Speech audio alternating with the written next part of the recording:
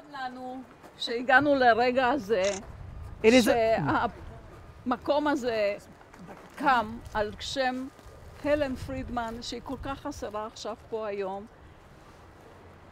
הקמנו פה משהו לזיכרונה. זה לא מספיק, אבל כל הפינה כאן היא זיכרון הלן. אתם זוכרים, זה הדרך של הלן, הדרך של אפסי. ג'ודי, את היית כל הזמן איתנו. והנה, עכשיו אנחנו מתכבדים שאתם מורידים את הלוט מעל השלט לזכרה של הלן. I'll just translate what Judith says. We are very moved to officiate, how do you say, to have the dedication of the Helen Freedman compound, thanks to you, Judy, and Leon, and all of AFSI. And as Judith says, this place is not new to you, because you already were involved in the AFSI path and the big sign, and nothing more natural than having this whole area here called the AFSI compound, and we'll talk about that a little more during the speeches. So now we're going to, it's our honor for having you take off the lot here, read it out loud, and then let's go to the second sign that gives a little more explanation about who Helen was. Here you go. Judy, you read. Oh, hi. An eternal memory of Helen Freedman, who loved Eretz Yisrael, a woman with a ruach acheret, unique and powerful spirit. Good. Let's go to the second sign and have you read it there too, and then please come and sit. נמצא איתנו כאן משה אורבך, שפעל על פי התוכניות של ליאון בדיוק. הם שני אנשים שבונים את ארץ ישראל. משה אורבך, בלעדיו אין כאן שום דבר, הוא בונה את הכל לפי ההוראות של האדריכל הגדול ליאון. והנה זה מה שהקמנו, זה מה שחלמנו, והנה זה מתגשם, והכל לזכרה של הלן.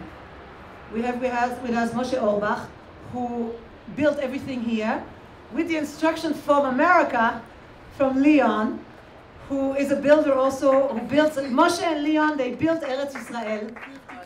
50-50, Ken. And it is a dream that you and Judy had, and now it is here. Judy, please, here, take the microphone and take this and read it. Take this. Okay. So this is the Helen Freedman compound. As executive director of AFSI, Americans for a Safe Israel, Helen acted on her passion for Zion in words and action.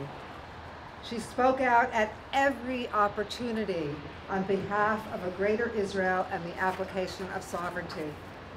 She brought more than 50 Jewish groups from America to Israel to give chizuk to the brave pioneers of Judea and Samaria.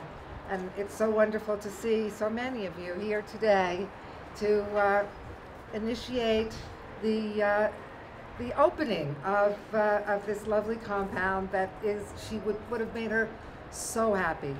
She loved Eretz Yisrael with all her heart and believed in sovereignty and believed in Yisrael Shlema, and I will not go on, but thank you all for being here. Thank you. תודה רבה, בבקשה לשבת. Come on guys, we'll take a picture. Under pouring rain, 20 AFSI, Americans for a Safe Israel members, headed by their leader Helen Freedman, arrived in Netzer on Friday for a tour and plantings, before continuing to Hebron for Shabbat Chayei Sarah.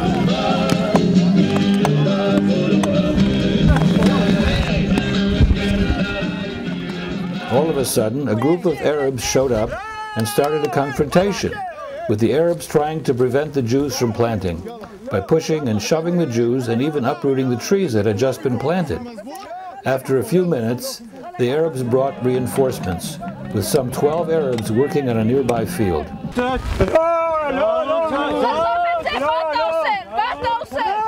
One has to mention that the activists did not fear nor shy away from the conflict, On the contrary, they acted bravely, planted anyway, replanted the few saplings the Arabs had uprooted, and defended the planted trees with their bodies till the IDF arrived. To the soldiers, the activists explained that on this piece of land there had already been a conflict months ago, and the civil administration clearly stated then that these are state lands, and thus the Arabs have no right to approach that area. And indeed, the soldiers did what they were supposed to do, and took out the Arabs from that plot of land. The AFC activists experienced a live report of the daily struggle for the land of Israel, dunam after dunam. This is the Americans for a Safe Israel group, and we've planted here many times, but always in the sunshine, and never with the Arabs battling with us at the same time. Have the Arabs coming, pulling out the saplings before you even get a chance to put them into the ground, throwing them away with such disdain. I can't imagine what Nadia and Yehudit and the women in green go through. We're just visiting here, but they do this every day. I mean, every time that they have to plant, they have to deal with these Arabs who are so aggressive and so violent.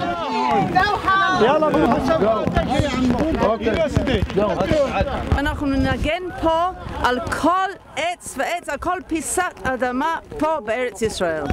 Based on their experience of many years, it is clear to the activists that they might need to plant and replant the trees on this piece of land until it will safely stay in Jewish hands. On the eve of Shabbat Chayei Sarah, that is really the message we learn from Avram Avinu. Even though the land of Israel was promised to us by God, it will be redeemed and in our hands only after a lot of hard work, determination, tenacity, and steadfastness. אתם באתם, לא משנה מזג האוויר, ברוך השם, אתם הגעתם ועושים את המאמץ לטעת בארץ ישראל. לא מחכים שהעצים יגדלו מעצמם, לא מחכים שארץ ישראל תתרבש מעצמה, אלא באים בגופכם ונוטים. In the end, the trees were planted and are waiting with the help of God to grow fruit.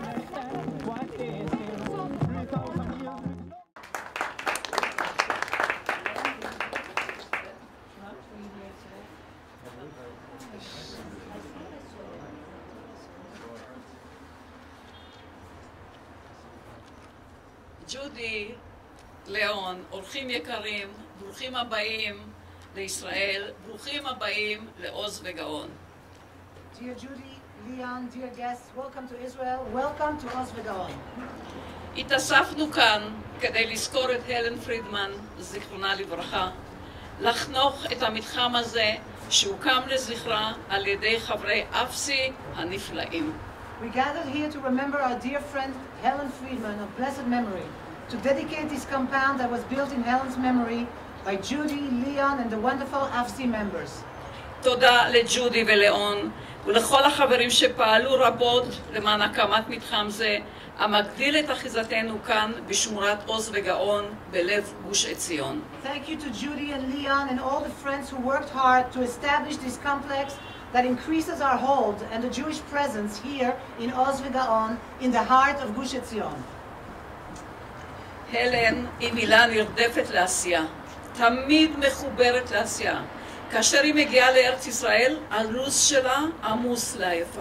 מתרוצצים מיישוב למאחז, ממאחז לחווה, מחווה לדרום תל אביב, תמיד בפעולה. הכוח המניע שלה נבע מאהבתה הגדולה לארץ ישראל. Helen Freedman is a synonym for doing, always connected to doing and action. When she arrives in Israel, her schedule is full, running from community to new outpost, from an agricultural farm in the hills of Judea and Samaria to South Tel Aviv, always in action. Her driving force stemmed from her great love for the land of Israel. ליבה וכולה הייתה בארץ ישראל. כמו רבי יהודה הלוי שכתב, ליבי במזרח ואנוכי בסוף מערב. Helen's whole heart was in the land of Israel, like Rabbi Yehuda Levi, who wrote, "My heart is in the east, and I am in the west." וכאשר הייתה בארצות הברית, חזרה הביתה, גם פעלה ללא לאות. קיבלה פעילים מהארץ, הסתובבה איתם בכנסים, ארגנה מפגשים עם הקונגרסמנים, הסנטורים, ארגנה הפגנות אינסוף מול הבית הלבן והקפיטול, הכל למען עם ישראל וארץ ישראל. הייתה לה נשמה של ארץ ישראל, אדם נולד לשליחות. הלן ידעה את שליחותה ומילאה אותה בשלמות. When she was in the United States, she also worked tirelessly, receiving activists from the country, traveling with them to conferences, organizing meetings with congressmen and senators, organizing endless demonstrations and vigils in front of the White House and the Capitol, all for the sake of the people of Israel and the land of Israel. Helen had a soul of the land of Israel. A person is born in this world to perform a mission. Helen knew her mission and fulfilled it perfectly. הלן הייתה הראשונה שאיתה דיברנו על ריבונות ועל הצורך להקים תנועת הריבונות. נפגשנו איתה במלון בירושלים בסוף 2010. הלן הקשיבה קשב רב ומיד הבינה את חשיבות העניין והובילה את רעיון הריבונות בעוז ובגאון. כבר בביקור הקרוב שבא אחרי השיחה הזאת, כולם הגיעו עם חולצות ריבונות. Helen was the first person we talked to about sovereignty and the need to establish a sovereignty movement. We met her at a hotel in Jerusalem at the end of 2010. Helen listened intently and immediately understood the importance of the matter and led the idea of sovereignty with oz veGaon, with boldness and pride, with strength. And already on the next visit after this talk, the next visit that she organized for AFSI to Israel, all AFSI members were wearing sovereignty shirts. ההנצחה בעוז וגאון טבעית ומתבקשת, ובחרנו לבנות את המתחם סמוך למדרגות ולשלט ברוכים הבאים לגוש עציון, שגם זה תרומת אפסי. Commemorating Helen in Oz veGaon is so natural, and we chose to build a compound near the stairs and the sign "Welcome to Gush Etzion," which is also an AFSI donation. לפרגולה הזאת יש היבט חברתי. לאנשים שאין להם רכבים, כשיורדים מהאוטובוס בצומת הגוש, יכולים לעלות ברגל במדרגות של אפסי ולהגיע לפרגולה הזאת וליהנות מצל ומים. כמובן שחסר עדיין שירותים וחשמל נורמלי כדי שיהיה קפה בפעם הבאה, אבל אנחנו בטוחות שגם זה יהיה. ליאון וג'ודי יודעים לעשות את זה מצוין. This pergola has a social aspect. People who do not have cars, vehicles, who get off the bus at the Gush Etzion intersection can get here easily by foot and enjoy shade and water. Of course, there are more things to add. Leon, do you listen? We need to add toilets. We need to add normal electricity. That's why we couldn't have coffee here. Playground facilities. We believe that everything will come thanks to you guys, because that is what Helen would have done, and we know you can do that too. Okay, thank you. אבל אי אפשר בלי פרשת השבוע, כי זה בדיוק מתאים. אנחנו קוראים השבת את פרשת לך לך. השם פונה לאברהם אבינו וקורא אליו, לך לך. מה המשמעות הקריאה? הרי הם כבר בדרך, אברהם אבינו בדרך לארץ כנען. ועוד יש לשאול, למה דווקא לאברהם אבינו?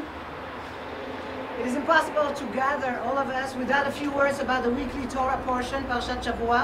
We read this coming Shabbat the Parsha of Lech Lecha. It's very difficult to translation. Go. God turns to our ancestor Abraham and calls out to him, Lech Lecha. What does the call mean? They're already on their way to the land of Canaan. And one must also ask, why does God call out to Abraham, Lech Lecha? המקרא לא מפרט את מעשיו של אברהם, כמו שהוא מפרט אצל נוח. נוח איש צדיק תמים היה, או אצל חנוך, ויתהלך חנוך את האלוקים. לגבי אברהם, המקרא שותק. The Bible doesn't list the deeds of Abraham or his characteristics. When God turns, for instance, to Noach, he indicates Noach was a righteous man in his generation. And it's also said about Hanoch, and Hanoch walked with God. About Abraham, silence. The Bible is silent. השפת אמת מבאר על פי הזוהר שהקריאה לך לך היא לכל האנשים תמיד, לכולנו. ואברהם אבינו שמע וקיבל.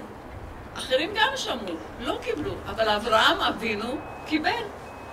כלומר, הקריאה לך לך מופנית לכולנו, לאיש ואישה, וזה לא ייחודי לאברהם אבינו. הייחוד של אברהם אבינו שהוא שמע ועשה. Sfat Emet explains, based on the Zohar, that the call Lech Lecha is for everybody, for all people always. but not everybody listens. Abraham, our father, heard and accepted the call. That is, the call Lech Lecha is addressed to each and every person, and it is not unique to Avraham Avinu. The uniqueness of Avraham Avinu is that he heard the call and accepted it.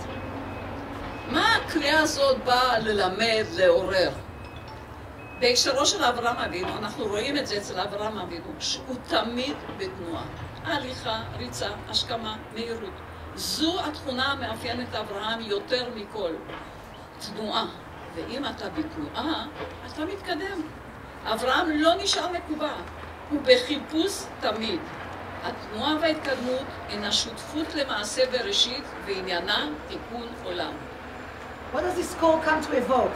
In the context of Abraham, we see that he's always in motion, walking, running, waking up early, speeding.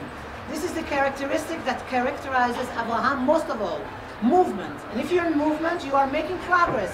Abraham did not remain fixed, he did not remain paralyzed. He's always in search of doing and moving.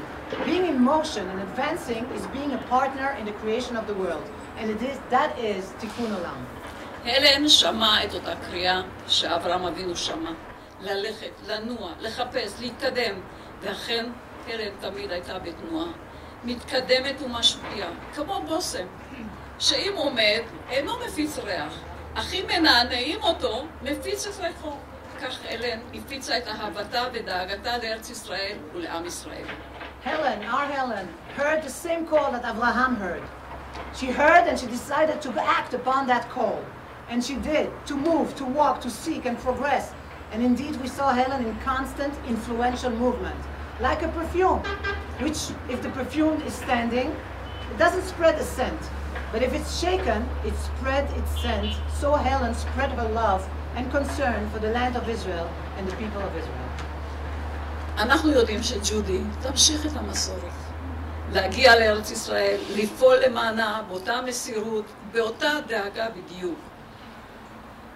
We know that Judy, that she will continue the tradition of coming to the land of Israel and working and being in movement with the same dedication, with the same concern.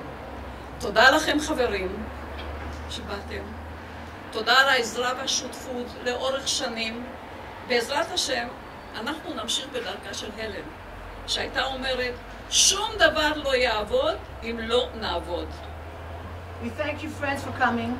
All of you, we see so many people who came from far also to be with you, Judy here, and they'll go schmooze later.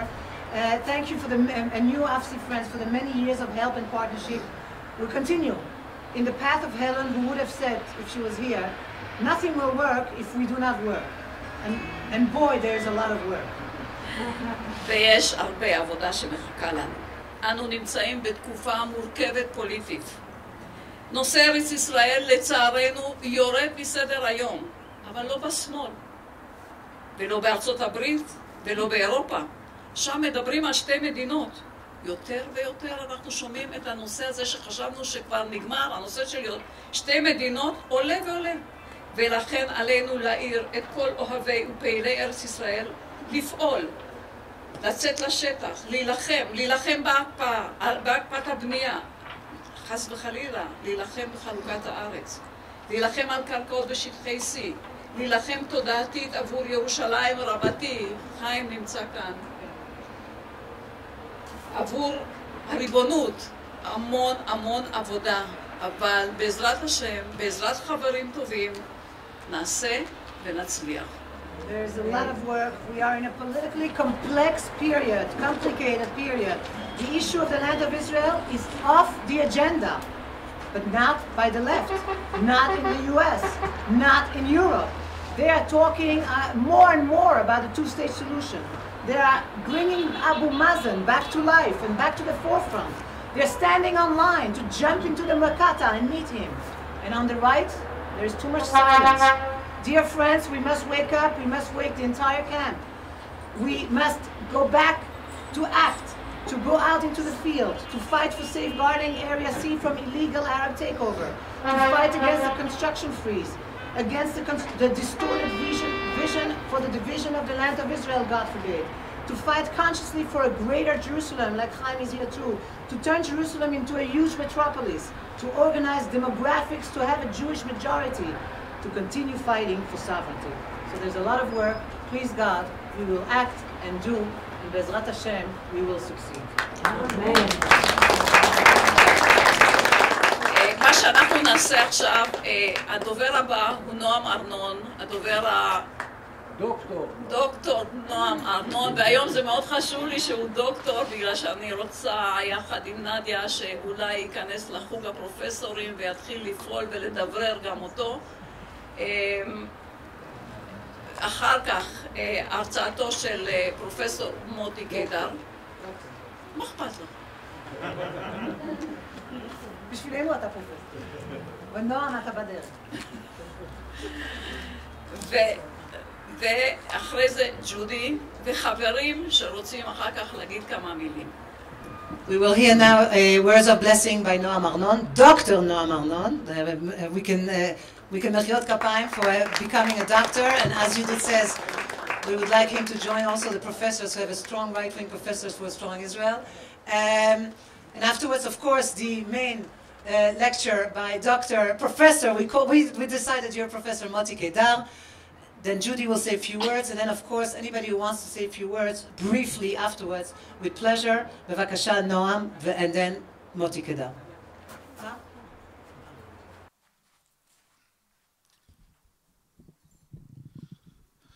Okay, תודה רבה. Thank you very much. If I'm a doctor, Moti Kedar is surely a professor, at least, you know. Anyhow, I'm honored to be here. I feel some sort of gratitude that we owe all to Helen and to AFSI. I want to ask a word about the name AFSI, Americans for Safe Israel. I think it's a genius name because safety and security, we all know. Some people say safety and security, Israel does not have to take care for itself because America or some sort of other foreign forces will take care for your security. What do you need? You can put some foreign forces all around the borders, some foreign forces in the country, and then we take care for your safety. But I think the friends of AFSI and all of us understand that no foreign forces can take care for our security. And Hashem said, if you leave your country, you will not have security. We all saw in Gaza, okay, we thought we are going to leave. Gaza will not be our problem. It will be some problem of somebody else. There is no security without land. There is no safety without Eretz Israel. Eretz Israel is our homeland, and it's the basis for our security, for our national security. And that's the message of AFSI. It's not only safety, it's awareness. The connection to Eretz Israel, the attitude to Eretz Israel begins with history, with awareness, with feelings, with songs, with prayers. And this was the message of AFSI. This is the message of Helen. I would like to mention Herb, our dear Herb. We also, owe to him a very our deepest feelings. And being in Eretz Israel and developing the awareness, the history, the knowledge of Eretz Israel is the foundation of being connected to the land, and this is the foundation for our national security. It said here in the signs here, Helen, Isha im ruach acheret. Okay, I would like to understand what is this ruach acheret. It's another spirit, but in Hebrew it said ruach acheret. I would like to suggest the meaning of acheret. It's a connection of three words. Acheret means achrayut, ribonut, toshavut. What does it mean? Thank you. Achrayut is taking, we are responsible for this land. It's our land. We are responsible. We have to take responsibility for the land. This is achrayut. And then ribonut. Without ribonut, we are foreigners here, but we must have all the things that we do for a really ribonut. This land belongs to us, and we are the reborn. we own this country. And those Arabs who want to live in peace, only those Arabs who want to live in peace can have toshavut. They can be residents here. They can live here. I myself, I think every man here, you know some Arabs that may be good neighbors. If we control the country, some of them may be good neighbors. They will have toshavut. This is, I think, the three words that can symbolize and somehow summarize our message, our idea for how to control Eretz Israel in the future. Yes. Okay, חירות, that's right. אחריות, חירות, ריבונות תושבית. Oh, okay, that's good. It's, you know, it's a better... יפה, תודה רבה. תודה רבה, תודה רבה. I want to thank Judy and Leon. I want to thank Nadia and Judith. תודה רבה לכם for your activity. I want to thank all the friends here. I want just to finish. We know that we said here that Abraham Avinu was going. Haloch v'nasua, he was going, he was moving. But there's one place that Abraham Avinu had settled down. It's the end of chapter 13 in Bereshit. Vayeshev be'elonei mamre asher bechevron. When Abraham Avinu came to Hebron, he could settle down. Vayeshev. This is the first time in the Bereshit that you read the word Vayeshev for Abraham Avinu. So once we all get to Hebron, to the whole Hebron, then Imir Hashem, we can settle down Vayeshev and, you know, continue our התיישבות בארץ ישראל in the name of Abraham Avinu. תודה רבה. Thank you all. Thank you, Noam. תודה. Professor Moti Kedar, Dr. Moti Kedar. Just one, please come to the microphone. A dear friend of yours wrote you couldn't come, Ken Abramovitz. But he sent us a short note, which we're reading now. Ken, and this is also on Facebook, so hopefully he will see it too. Helen Freedman was a hero of the Jewish people, a hero of Israel, a hero of America, and a hero of Western civilization. She did it all. She was an inspiration to me personally and was my big hero. She taught me to be brave, bold, and courageous. She taught me to never give up. She taught me to stand my ground against our numerous enemies. Her soul lives on as an inspiration to me and all who knew her. Kenneth Abramovitz.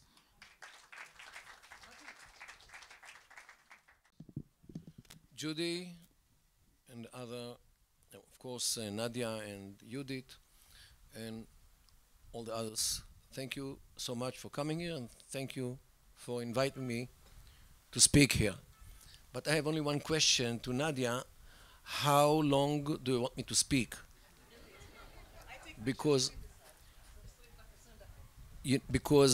university teachers usually speak in segments of an hour and a half.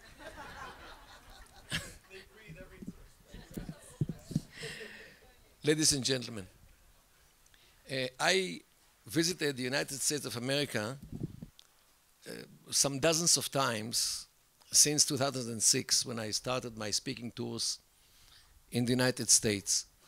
And I met with thousands of Americans, mostly Jewish, but not only.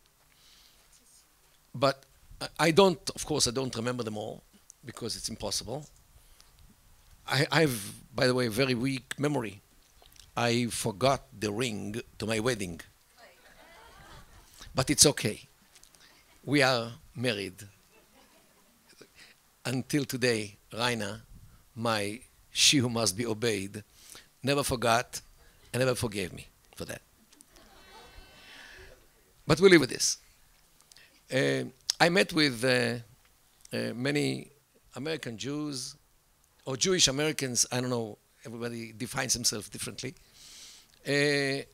But I remember very few people, because very few people made a big impression on me. Those who were listening and sometimes talking to me. One of them was Judy. You could sense the power, how resolute she was. Helen. Oh, Judy as well. Helen as well. How resolute she was. how opinionated she was and how knowledgeable, because knowledge is power. Of course, there are others like this, like Ken Abramovitz, Evelyn Hayes, when he was here. Of course, there are Stephen Stern, a good friend of mine, and some others, definitely. But I think that Helen was, I think, one of the most powerful personalities which I met in my tours in the United States. May she rest in peace. Ladies and gentlemen, tomorrow will be the 15th of October. The world will pass another day, and the world will not pay attention to this time or to this date. Tomorrow, the Islamic world will celebrate 2 months of the big achievement, big victory, which they had in the 15th of August, 2 months ago, when the most powerful, or the allegedly most powerful superpower in the world ran away from Kabul only because some barefoot, almost without any weapons, only some machine guns and that's it, group of Muslims succeeded to bring America to its knees. This is how they see it, and they have a point, because this is actually what happened. The most powerful superpower in the world succeeded after 20 years of attempts to tame those people and to convince them to move from the Middle Ages thinking of Islam, from the tribal behavior of Afghanistan, to bring them to modernity, to think like Americans, to behave like Westerners, and to embrace the values and the mindset of normal people, as the Americans keep saying. This was a failure from the beginning. I myself, I met with one of the advisors of the State Department. It was 2010, when President Obama those days gathered his officials also from Afghanistan and from Iraq as well, to like a month of discussions in DC about the question what can be done with Iraq and Afghanistan, which we didn't think about. So I went there. I happened to be in DC that time, and I met with one of the advisors of the State Department, and I gave him the idea, the most natural idea of the Middle East: just divide Afghanistan to ethnic states, just like what happened in the Soviet Union. You know, the Soviet Union was dismantled to 15 countries. Uzbekistan for the Uzbeks, Kazakhstan for the Kazakhs, Tajikistan for the Tajiks, Ukrainian for the Ukraine, and so forth, okay? According to ethnic lines. Ethnicity is still alive and kicking. I would even say alive and killing. If you create states without taking in account the ethnic divides, you create mayhem, like Afghanistan or Iraq. Afghanistan, but both problems, the same problem, because both countries comprise of ethnic groups, tribes, religions, sects, and nobody embraced the state mindset, because everybody remained loyal to his own sect or religion or tribe or ethnic group. And this is the same thing in Afghanistan. So do the natural thing. Follow what happened in the Soviet Union, what happened in Yugoslavia, what happened in Czechoslovakia. The same thing. So logical. So he looks at me and says, what do you claim? That there is no Afghani nation? I says, no. There is no Afghani nation. No one of them calls himself Afghani. Only by the passport. There are Baloch, there are Pashtuns, there are Tajikis, there are Uzbeks, everything in Afghanistan. They don't have common language, they don't have common mindset, they don't have common history, they don't have common future, and they don't share anything except for the hatred towards each other. And this is the only thing which makes them together, fighting together constantly. And this is the reason why Afghanistan is a failing state, was a failing state, and will remain a failing state if you don't do the right thing according to the ethnic divides of this country. He didn't even want to listen. He didn't want even to listen to the logic behind this idea. And this is the core reason for the failure of the Americans. First of all, to understand the Islamic world. Secondly, to do what is right to do in this unfortunate world when Islam as a religion failed to bring them all together under one aegis as brothers to the religion. Because what we see today, not today, since 14 centuries, since Islam started, how they fight each other, an all-out war, only because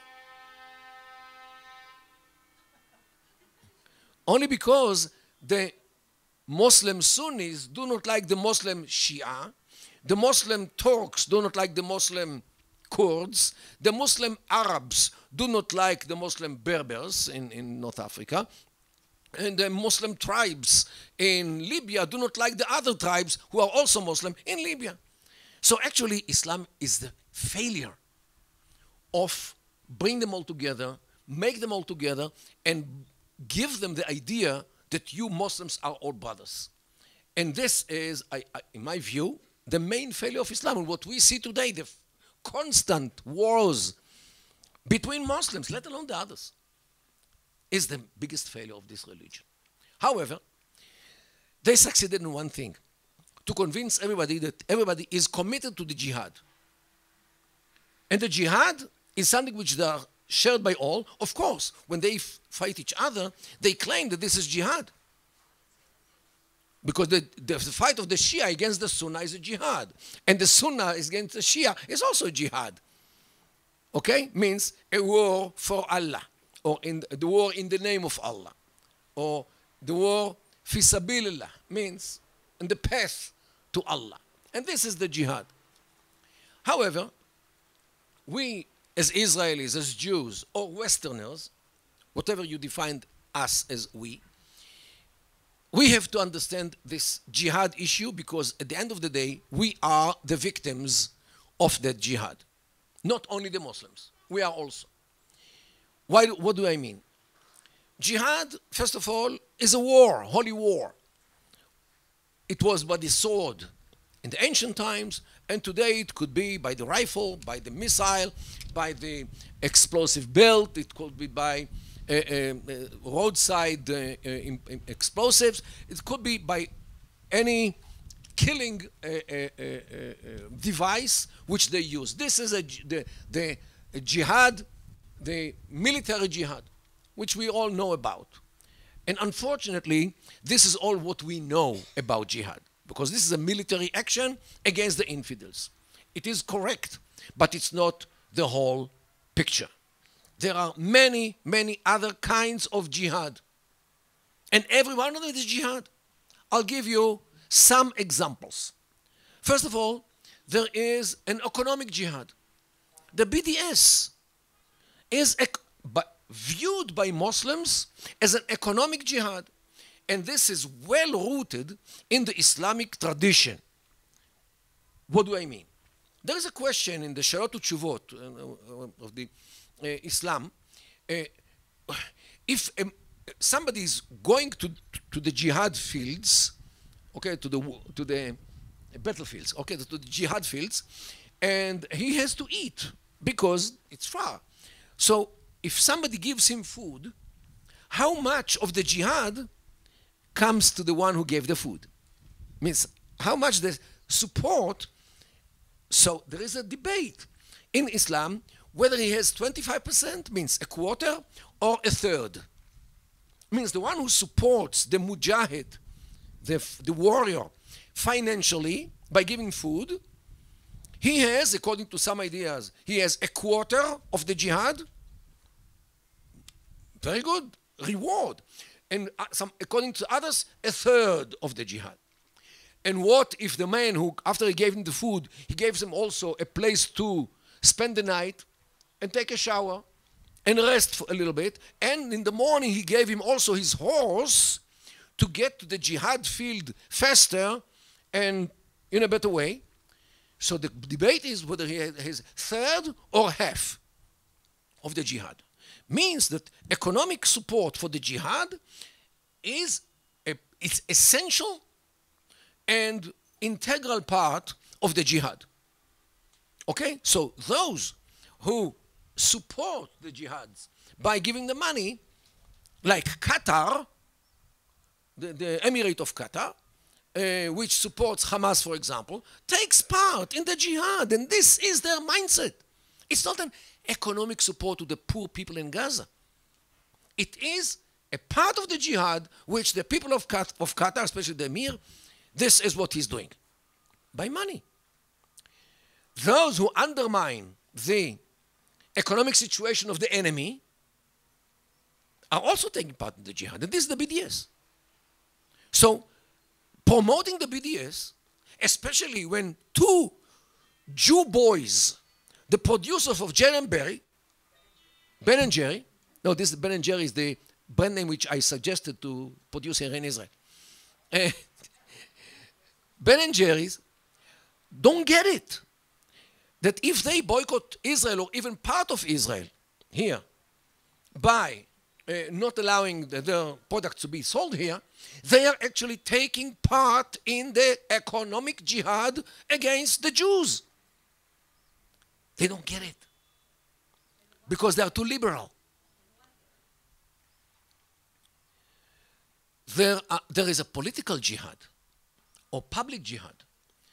An organization like CARE, Committee on American Islamic Relations, this is kind of a politic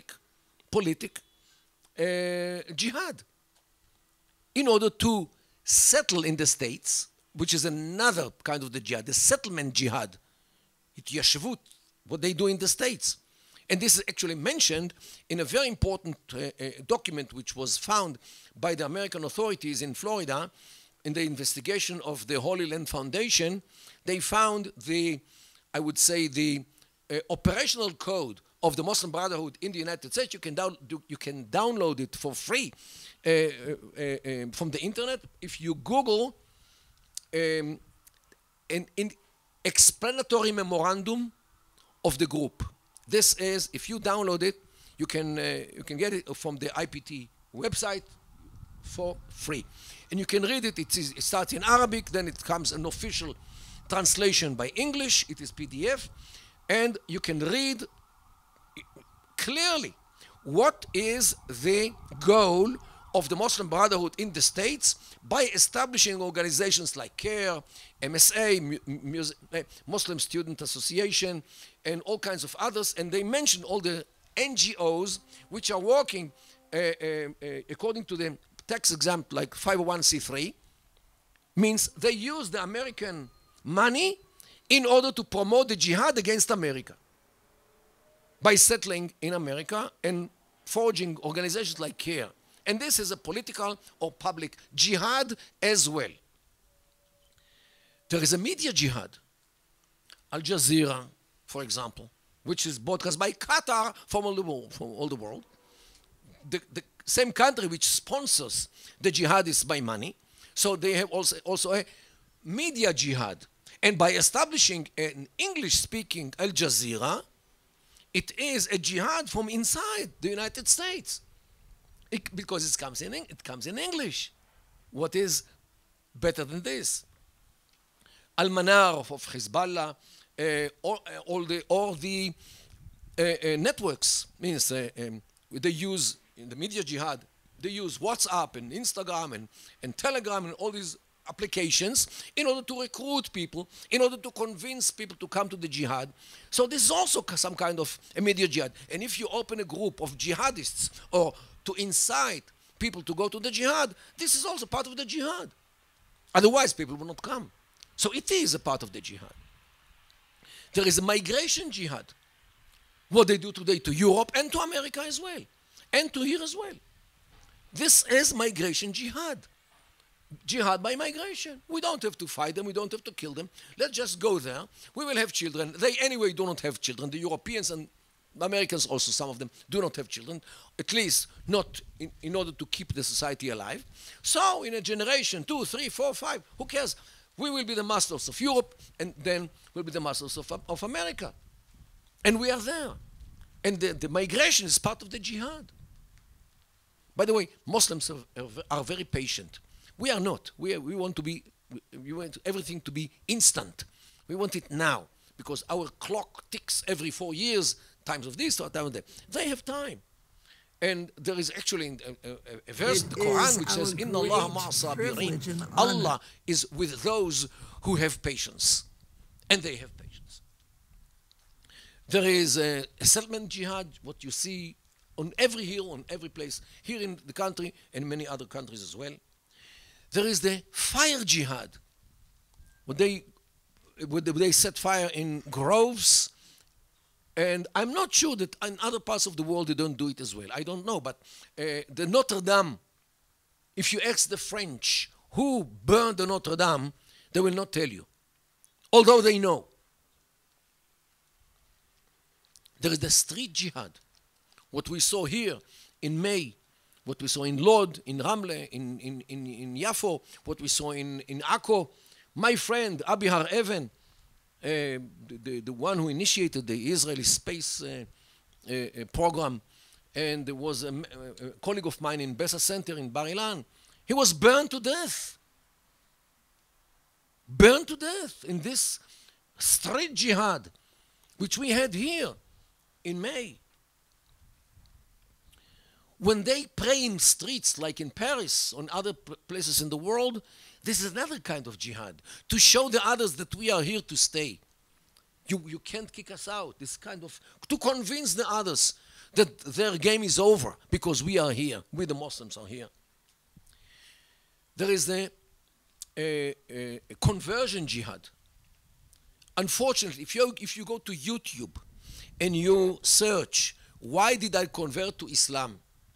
You will see how many Americans, Europeans, and unfortunately Jews as well, why they migrate, why they change their religion and embraced Islam. And this is another kind of jihad in order to, they call it dawah. Dawah is invitation to Islam. It is another aspect of the jihad in order to convert the whole world to Islam. In Lebanon, there is the biggest construction company is run by Hezbollah, and the name of this company is Jihad al-Bina, means the construction jihad, means construct places where you can live, you can work, factories, whatever, is a part of the fight for Islam. Because this way you become richer, you have business, and you settle wherever you are. And this is also part of the jihad. There is the drug jihad. In Lebanon, in Afghanistan, they grow poppies, for the Oznei Haman, including, okay? For opium, hashish, and all the others, grass. They don't, in most cases, they don't use it. They export it to Europe, to America, to other parts of the world in order to weaken those societies, so those societies will be a better or easier prey for the jihadists if they all become addicts to drugs. There is the judicial jihad. suing Israel and other countries in all kinds of tribunals in the world, it's also kind of jihad, using the devices of the world against the Jews and against others. Another kind of jihad. There is the stealth jihad, stealing, bursting into houses, and what we see here, much. Burning cars, taking cars, bursting into houses. The birth jihad, giving birth. More and more and more children, especially in other countries like in Europe, in the United States, in order to grow more and more, while the others are not bringing children to the world. There's another kind of jihad.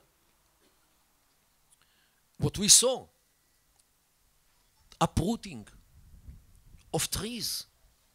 Another kind of jihad. Look, when they uproot a tree, they don't mean to uproot the tree only. They want to uproot the enemies. So but the enemies is too powerful, so they do to the tree because the tree cannot resist. And this is what it symbolizes for them. There's another kind of the jihad. In 2002, I was watching Al Jazeera, the media jihad.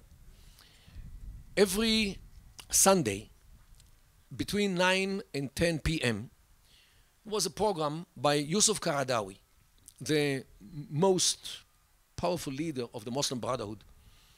And he had a whole hour in a program named Al-Sharia wal-Hayat, means the Sharia and life. And he was talking for like 15 minutes and then get phone calls from all over the Islamic world. People were asking questions and he would answer on air. A lady calls, and this was the time of the Second Intifada here, the days of when we, fortunately, when we put an end to the jihad came from Jenin by getting rid of all those factories of explosives in Jenin, Chomat Magen. And a lady calls from Syria. She tells the Yusuf Qaradawi, the sheikh, look, I'm a lady, I'm a woman who lives in Syria. I don't have money, so I cannot give money for the jihad. I cannot take the rifle and go to the jihad against the Jews because I'm a mother of 7 children. And I don't have anything actually to fight with. What can I do for the jihad? What can I do for the jihad? So Qaradawi answers without any waiting. He said, dear lady, pray for the jihadists, for them to succeed. And this will be part of the jihad. And this is the prayer jihad. If you pray for them, Allah will hear you and give them success, give them the victory, the nasr. Also because of your prayer. So I said, thank you so much, Sheikh. You gave me a goal for my life, to pray for the jihadists. Ladies and gentlemen, jihad is not only by rifle or by explosive belt. Jihad is many, many manifestations of activity of Muslims all over the world, here included. But the United States are included as well. Always, I call upon my friends and my listeners.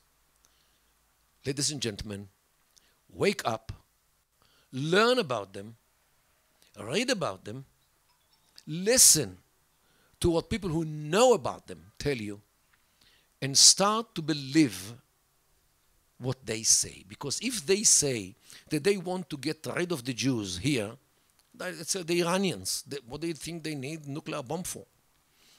I think that we Jews do not have the luxury to interpret what our enemies say in another way rather than face value. We once did it some 80 years ago, and the result was disastrous. We don't have the luxury of interpreting things not on their face value. Thank you so much, and kol hakavod le'afsi for what they do. And thank you so much, AFSI, and the activists of AFSI, for what you do and for what you are. Thank you.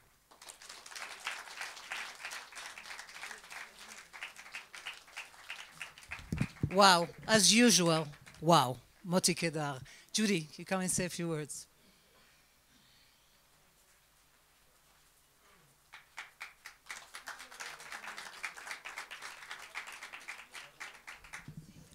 Hi, everybody. It's so great to see so many familiar faces and so many unfamiliar faces here today,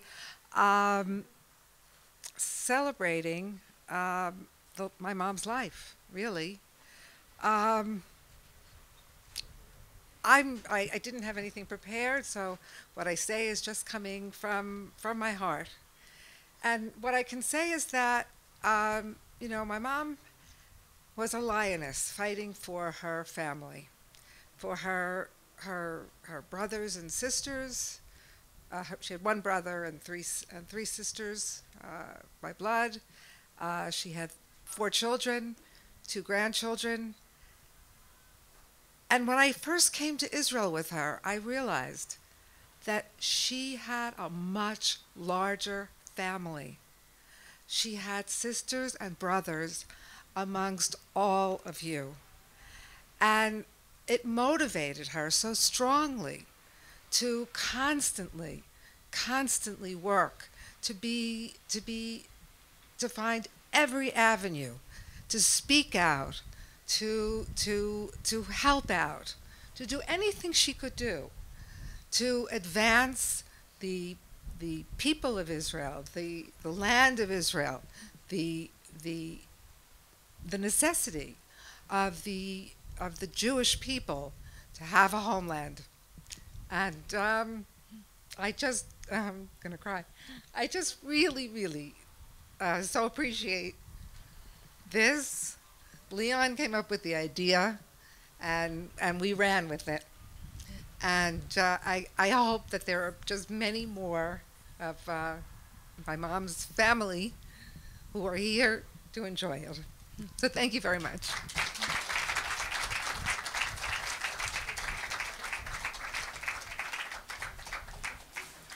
If anybody wants to say very briefly, we have a few words. Jeff wanted to say a few words, he told us, and you will saw in a minute, and then we'll finish with a very brief video listening to what Helen has to say. וגאו. So Jeff, a few words. Oh, Leon, of course. Sorry, you're on the list, Leon. It's my fault. Sorry. No, you come here. And. Sorry.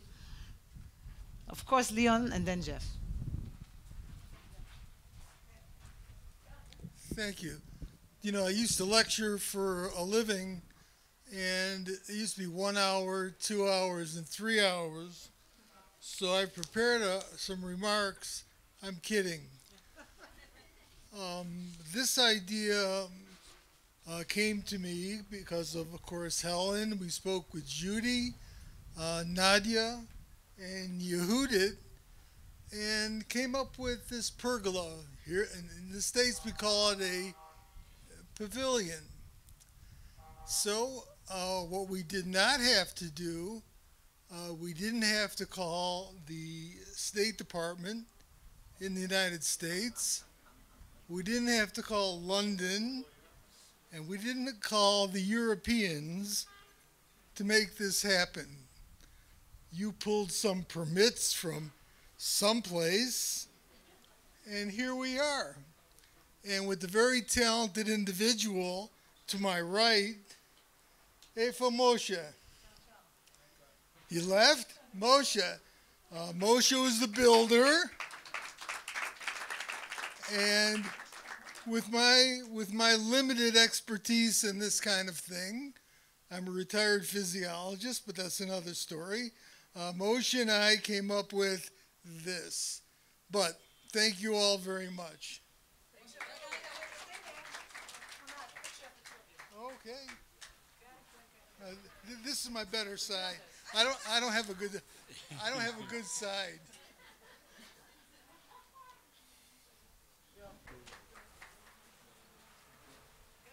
Everybody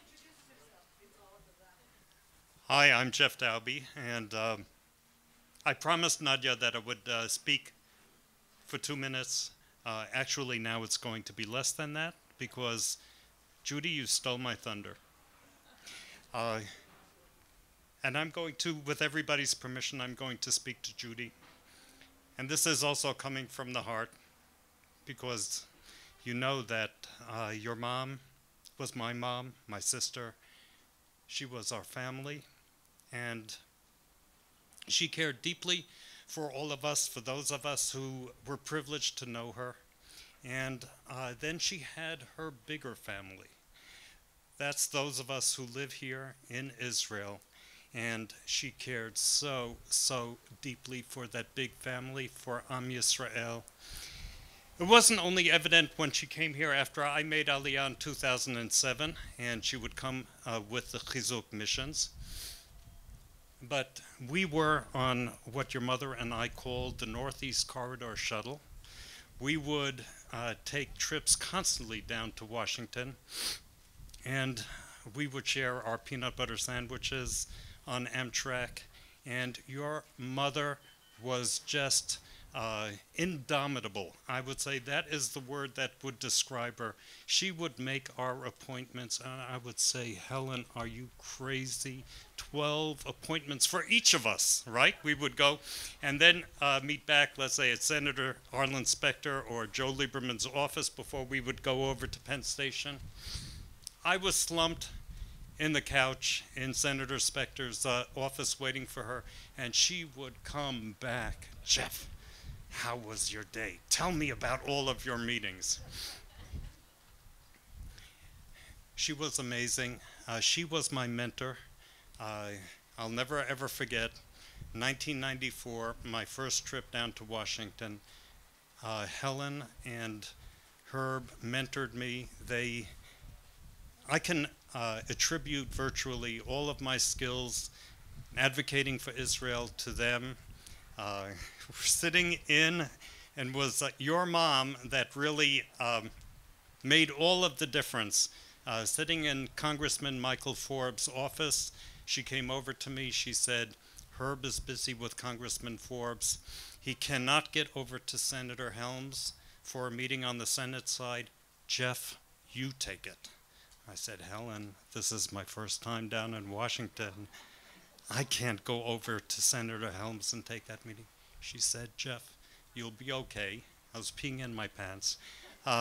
She said, Jeff, you'll be okay. Take the meeting.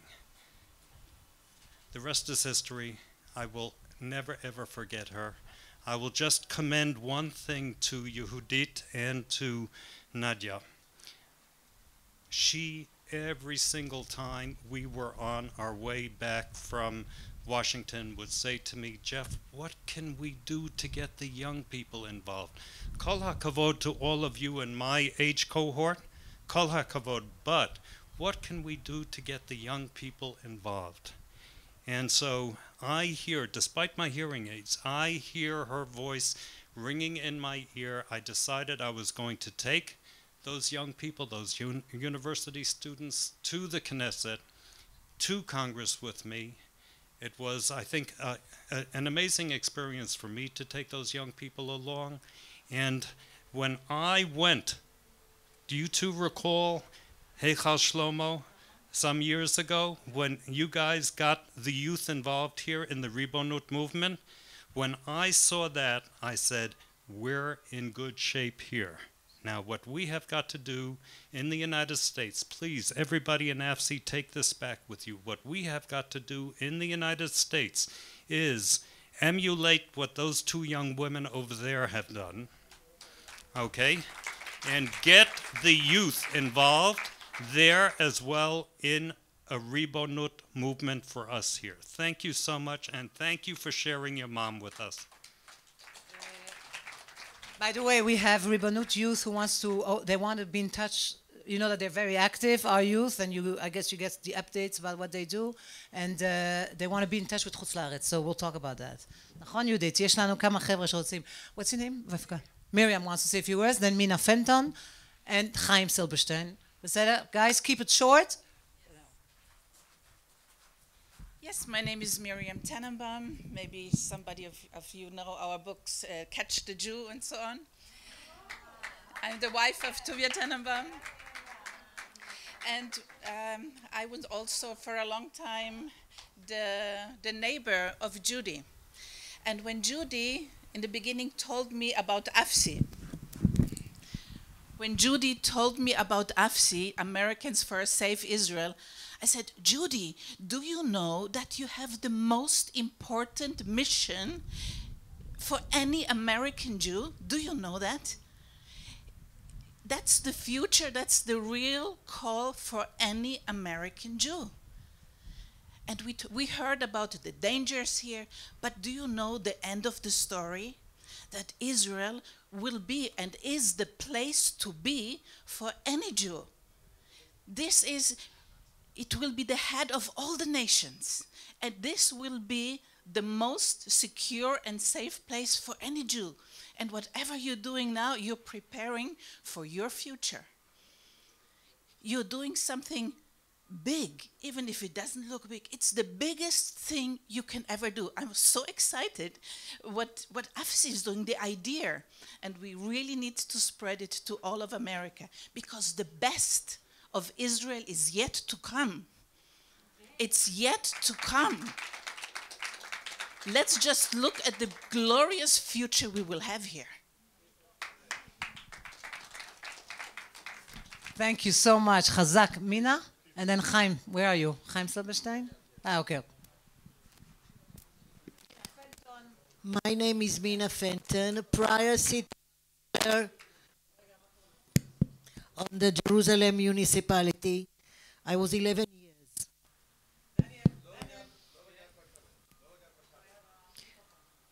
I was for 11 years a city councillor, and I had the great privilege to know Helen, who was like my friend, I would say like my sister.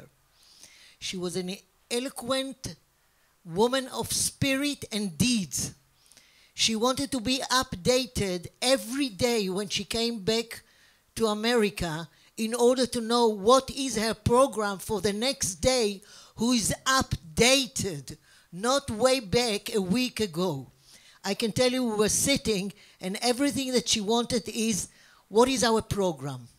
So there were times where United Jerusalem was a problem and we had to fight for it. And she was so zeal about it. She was full of fire. But I want to tell you, Judith, normally when a person, I am from Jerusalem, a city councillor, I know what has to be done, etc., etc. So I would talk to Helen. But Helen was not a person to be just directed. She had her direction. She got the message, went into deeds. I want one thing to tell you. I can tell you a lot about our working together, but choosing this place is unbelievable.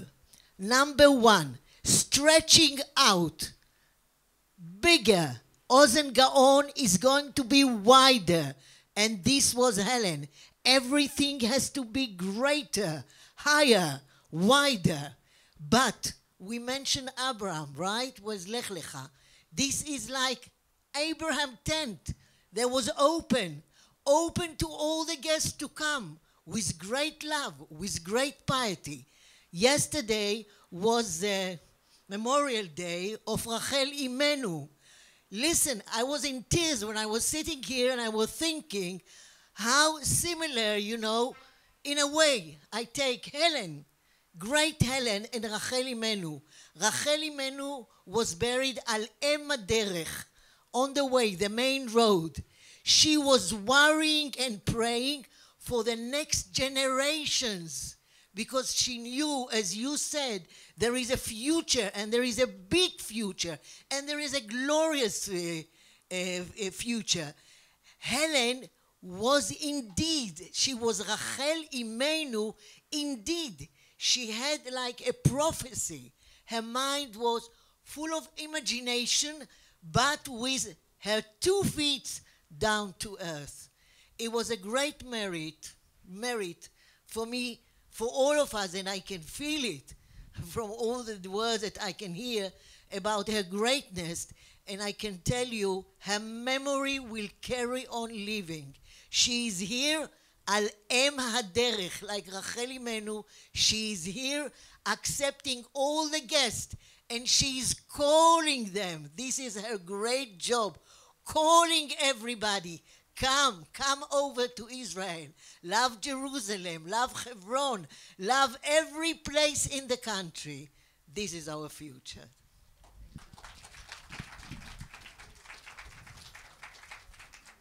מינה, בלי עין הרע, you're amazing. חיים, בבקשה.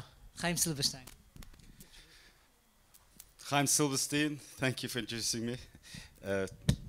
President of Im Eshkachech, Keep Jerusalem. Very briefly, Judy, it's very emotional for me to be here marking this day and this event.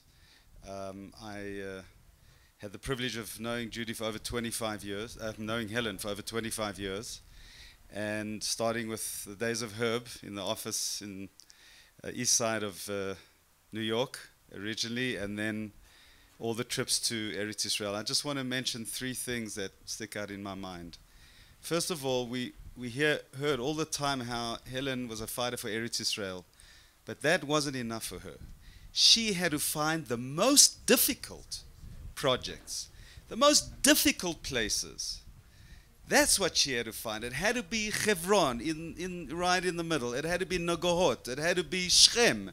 And, and if it wasn't very, very challenging, then other people can handle it. She has to deal with the real challenges. And Azza, right.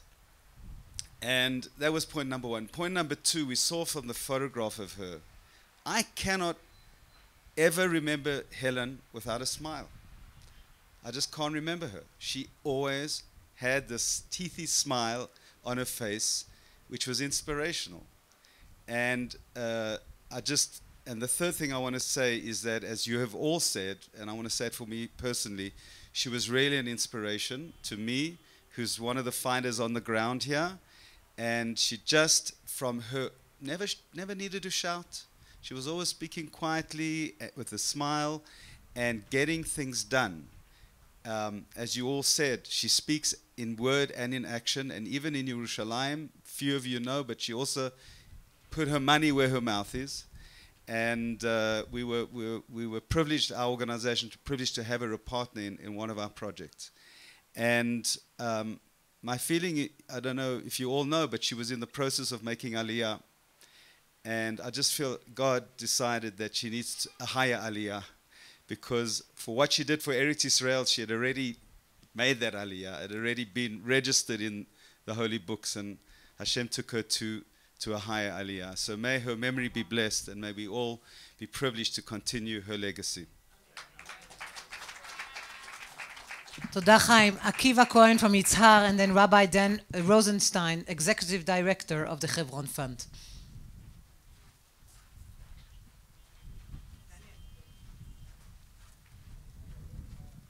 Hi everyone, I'm Akiva Cohen from Yitzhar. I don't actually remember where it all started. Like AFSI was always there for us. No, the tractor I think was after. When I was in house arrest, that's where it started. She was always there. Like I was in an administrative order in Yerushalayim. I couldn't stay in my home. And there I lived in the French Hill in Yerushalayim, and she just came there.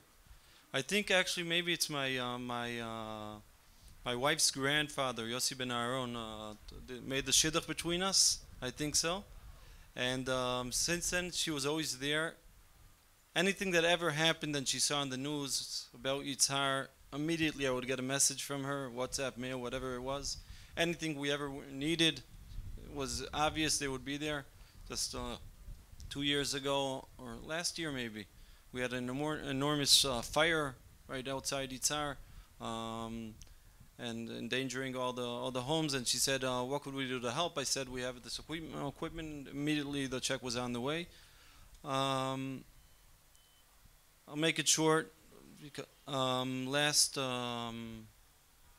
Last year, right before Purim, a few months before she passed away. My wife and I were in the States, and we went to visit her in Manhattan, and Judy was there too. And we were there with our baby, a few months old baby, and first thing she did was, okay, let's go up on the roof. We have like this playroom because the baby needs to play too. So we were sitting there on the roof and with the playroom and everything. And when we heard about the ptira, that Helen passed away, it was obvious for me that right next to the playground, of the AFC playground in our hilltop in Yitzhar, there's an AFC playground, a playground that was donated by members of AFC, just like the show that was donated and the tractor that was donated and many other things that AFC helped us with. Right next to it, we need a playground for the winter, so we decided to build a playroom in the name of Helen. This Monday, B'ezrat Hashem, we're going to pour the foundations. Whoever wants to come, AFC will be there with us. And I think that besides for the things that will be built like this in the name of Helen, the things that all the supporters of the people that AFC supported, the things that people are continuing on doing, that itself is the biggest Ilui Neshama of Helen. You don't need to build things, Davka. The fact that the Yeshuvim are continuing and that all the Eretz Yisrael is continuing, that's the biggest Ilui Neshama in Helen's name.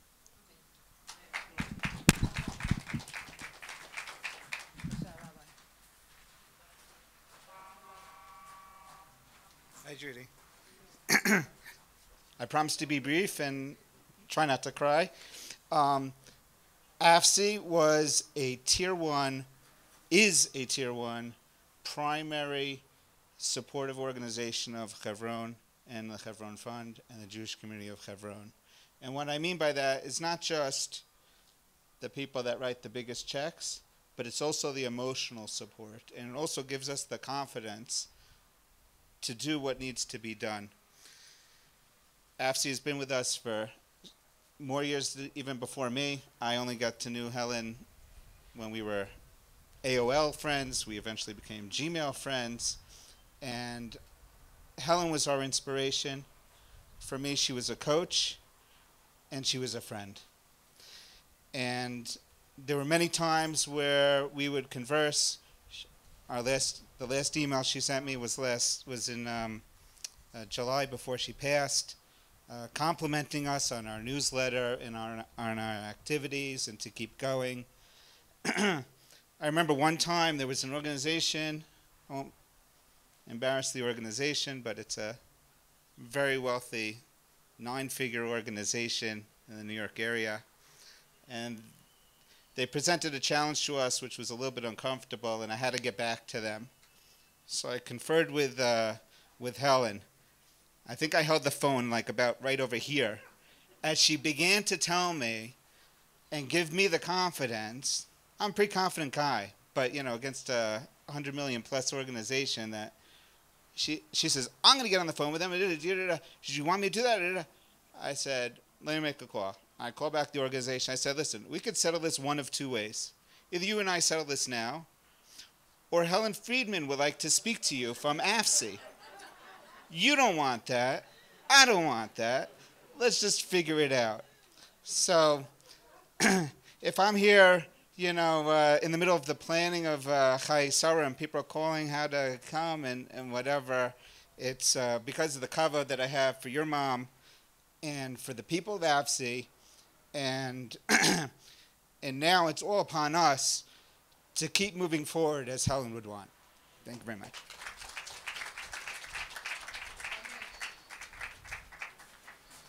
We will finish with a little brief movie of listening to Helen, and then we'll finish with Hatikva. It is our great privilege and honor to speak on behalf of Ribanut. This has been the dream of our organization, Israel Shlema, from the very beginning, and we are so pleased that this is gaining strength and movement, and we are so happy to be part of it. Toda Rabah. You know, Nadia and Yehudit, they said that we were with them from the beginning with the idea of sovereignty, because it was only natural. It was only natural that we should be with them in the beginning, from the beginning, because from the beginning of our Chizuk missions, which started about 25 years ago, believe it or not, twice a year, so maybe this is our 50th anniversary, I'm not sure. But we have always, we go to Judea and Samaria, we go to Yitzhar, we go to Amona, we go to Itamar, we go to Shiloh, Eli, Netiv Avot, we were there yesterday, Elazar. We planted with Yehudit and Nadia in between Elazar and Alon Shvut. So we know in our hearts that these places must be part of a whole Israel. It's outrageous to think that it has to be separated. Today, I hope I won't embarrass somebody when I say this, but we brought some new people who from here we're going on to Hebron. And some new people who have never been in Gush Etzion, never been in Hebron, and I was asked whether he needs his passport. And I said, no, we're staying in Israel. We are not crossing any borders into Jordan, Egypt, strange countries. We're staying in Israel. This is part of Israel. So unfortunately, there's such a lack of information. There's such a lack of experience. And the reason that my group, and I am so indebted to the people who come with me over and over and over again, and also to the new people, so indebted that they also, once they have seen what we show them in these areas, you know, the bond is there and it's unbroken, and we will continue to support Ribonut. It's very moving, and I think that I think Helen simply heard everything. I feel she's here. She's mamash here, and I think Helen, I remember how she loved Hatikva. So we're going to finish with Hatikva. Please stand.